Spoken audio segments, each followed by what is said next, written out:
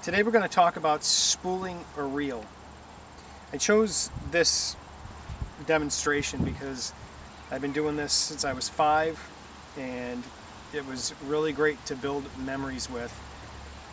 So the first thing I want to show you is how to really to just get ready with the string, and I'm using this as a demonstration string because it's a little easier to see than it would be with the fishing line. And I've already pre-tied my line onto the reel so that you won't have to try and figure out what I'm doing. But the first thing you want to do is you just want to take the string and you're just going to tie a little knot in the end of it, like a shoestring knot, like so. After you tie that knot, you would normally take some like a pair of like snips or something, and you would just snip it real close to the knot so that you don't have any excess string hanging off.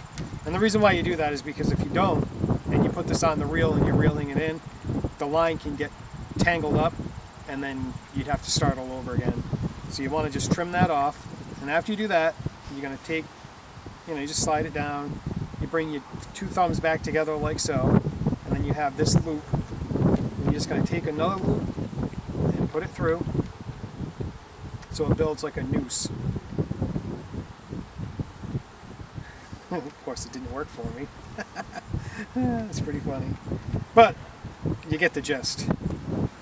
So here we are, rebuilding the noose. Alright, we got it this time. Okay, then you're going to tighten it down like so. You're going to take your reel like so. You're going to have the bail flipped, because if you don't, you're not going to be able to reel it in when you're going to wind it on. And as you can see, I've already got my line on the reel.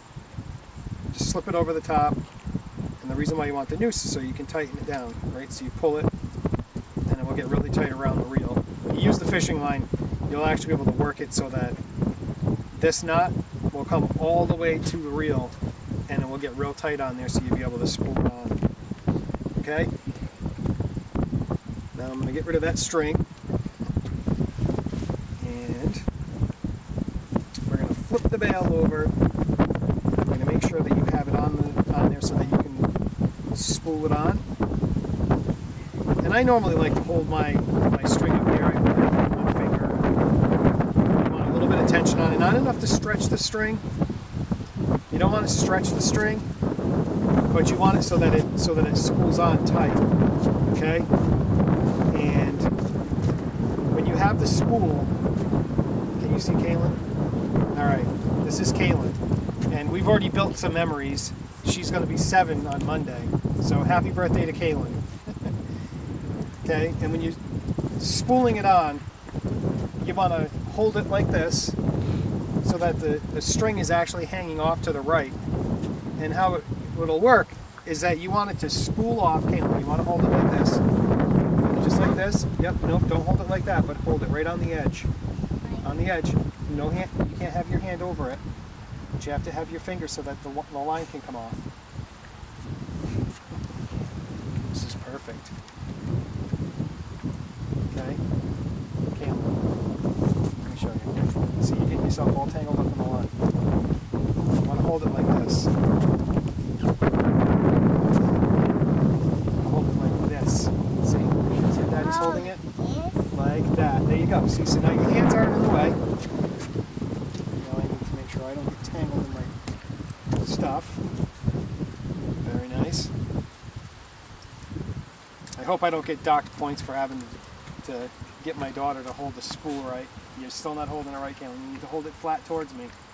And the reason why you want to actually have it held that way is so that it's actually spooling off the spool onto your reel the same way that it's on that, so that it just kind of goes right back onto your reel the same way. So there'll be no tangles and knots and all that kind of stuff in your line.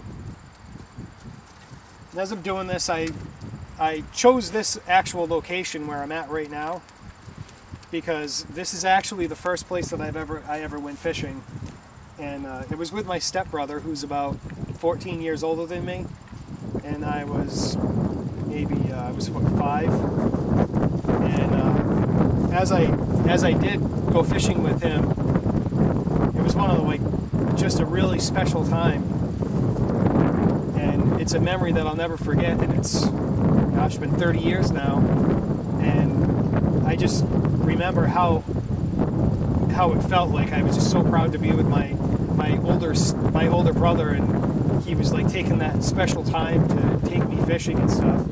And I remember like just him helping me put the worm on the hook and all that stuff. And I'd never been fishing before. I've never stuck a worm on a hook or anything like that. Right behind me, I actually casted the line off, and I remember fishing. And the first fish I ever caught, it was probably about, this big. It was just a little tiny thing. And yeah, and thinking, well, we're gonna take it home and have it for dinner. And my stepbrother kind of looked at it, yeah, that's a little too small. No, we're just gonna let that one go. And he was really trying to, be nice about it and help me to understand that you're not really gonna bring something so small home. And that's Samson, the water dog. We want to make sure we bring the family into it,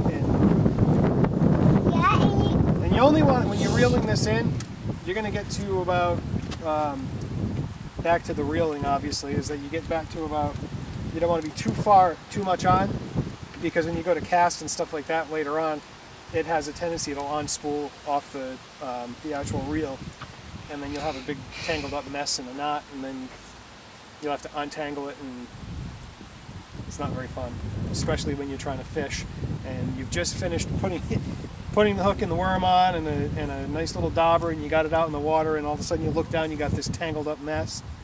Or something else that'll happen is you go to cast out and you go like this, and this tangled up mess happens, and then you see your dauber and your worm go flying off into the distance, and your line is not going off your spool anymore. It's pretty funny. A little frustrating when you're actually fishing though, and then you have to untangle the line or cut it. And so that's my demonstration, and I can tell you that it builds a lot of memories with your children or grandchildren, and may not be for everyone, but it's definitely a good time, and I really enjoy it, and I've spent a lot of time with God while I'm doing it. Thank you, and have a God bless day.